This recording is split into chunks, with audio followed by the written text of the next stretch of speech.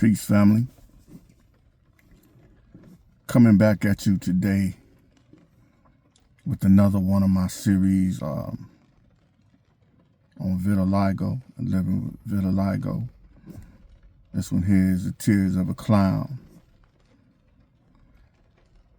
Recently, I was in the Kroger with my mother doing some grocery shopping, and there were two, I say, millennial age women, and they came across a guy that was in the store, and the woman acted like she was totally terrified about this man. I was observing it. I was on the same aisle 5 in Kroger, and I saw how this woman reacted to this man. She nearly screamed. The man looked at her like, what's wrong with you? Are you okay? And she was literally frozen. My mom was looking. Another elderly woman was looking.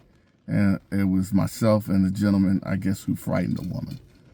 I didn't know whether or not I frightened her or not, but my mom said, oh, it wasn't you, it was that guy. And I said, well, I don't like the way that the woman treated the man, as if he were going to do something to her. The man was simply shopping, came down that aisle, and I don't know what it was that she saw, either in him or in me, to make her react the way that she did. But I was disturbed by it, and I'm reacting to it now. Deep inside, I feel that pain because I know what it feels like to be ostracized the way that woman ostracized that man.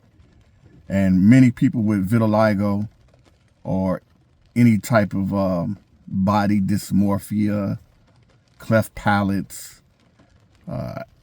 could be anything, know what it feels like for people to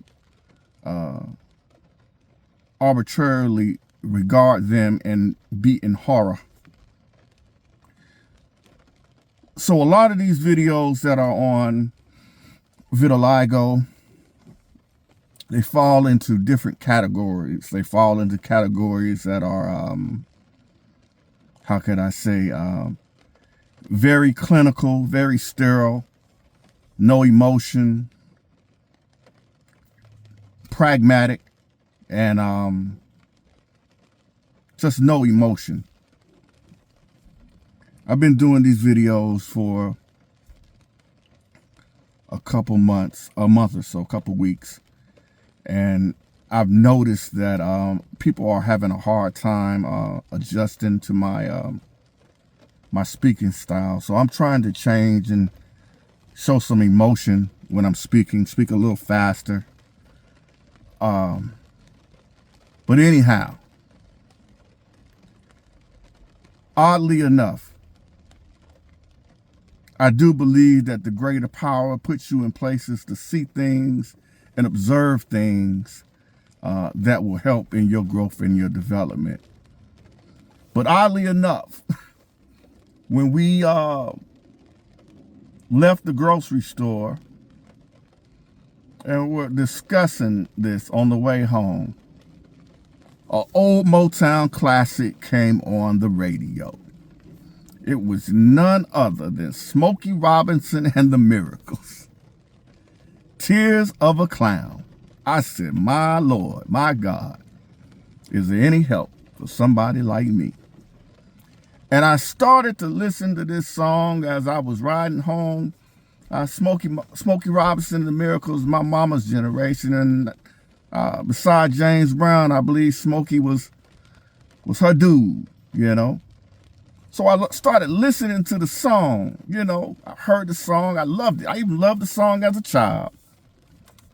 But I went into depths of what the song was actually saying, all right?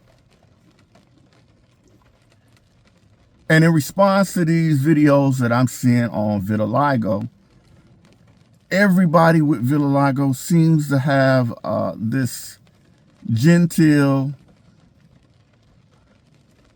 non-emotional response to the condition. Way back when YouTube first came out, I really wasn't into it or anything like that. But one of the first videos I saw was of a young guy. He may have been Hispanic, to tell the truth. But it was the most honest video that I had ever seen. This young man, I'm telling you, my G, he just told him straight up how he felt. He said, "I'm in pain." I said, damn. Now, he told more truth than 1,000 doctors and 100 people with vitiligo. Okay, so back to Smokey and the Miracles. I know you know the song, but next time you listen to it, pay close attention to the words that he's speaking on. And I know, I'm not no performing artist or anything, so I'll give you the lyrics. It goes something like this. He says, "If there's a smile on my face, it's only there to fool the public. But when it comes down to fooling you," and I'm talking about you people with vitiligo or some other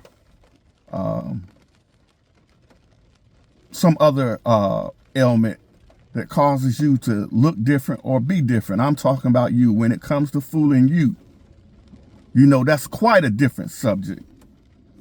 He said, "Don't let my glad expression give you the wrong impression. Really, I'm sadder than sad. I'm hurting so bad. Like a clown, I pretend to be glad." He said, "Now there's some sad things known to man, but ain't too much sadder than the tears of a clown when there's no one else around. If I appear to be carefree, it's only to camouflage my sadness, in order to shield my pride, to cover this hurt with a show of gladness."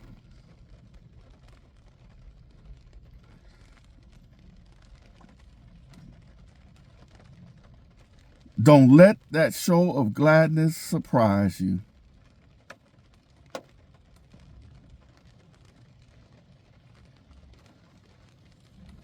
Words are truly prophetic, truly prophetic.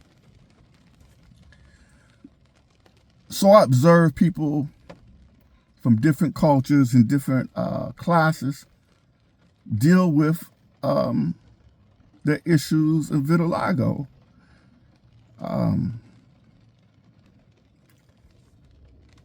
I drill down on people in the Caribbean, sisters from Jamaica, one sister from Turks and Caicos, and I think another woman was from the Bahamas.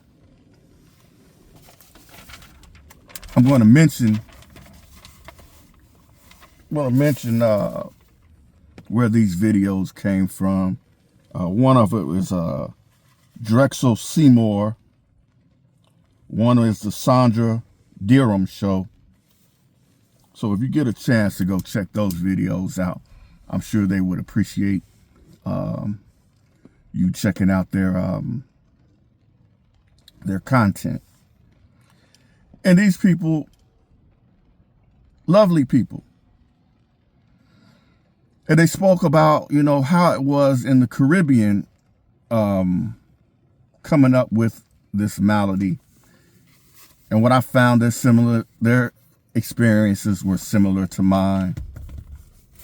Is it contagious? Are you bleaching your skin? Several things. But in the end, they were all seeking acceptance. I think we all seek acceptance.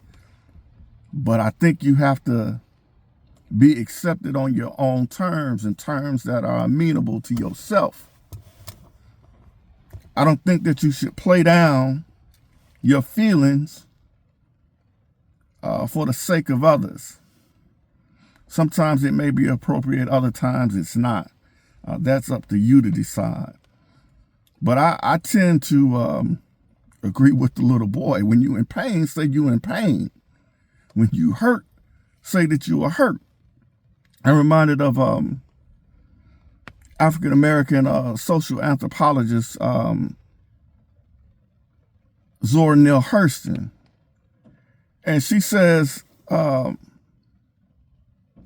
me get it. What is that quote from Zora Neale Hurston?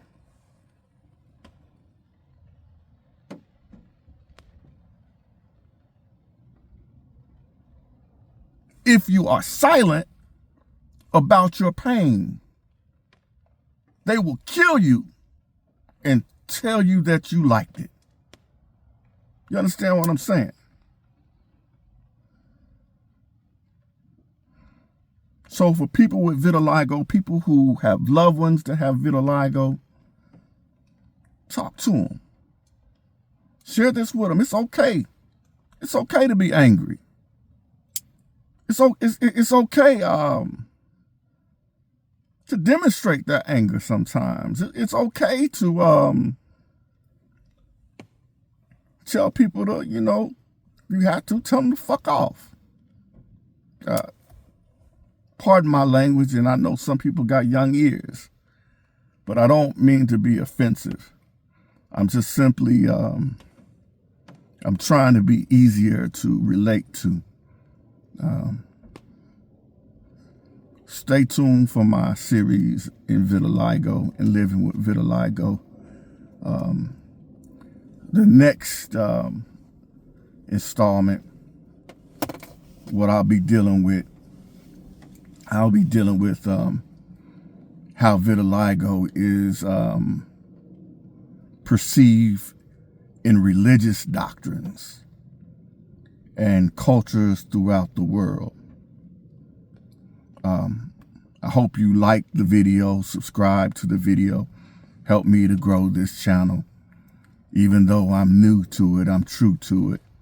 I appreciate all the comments and even the criticisms. It's only to make me better and to spread this message of resilience, endurance, and redemption for people who may suffer from any type of skin ailment. I hope you have a wonderful, wonderful day. I tell you to be strong and to hold on, but also be real with yourself. Peace and blessings.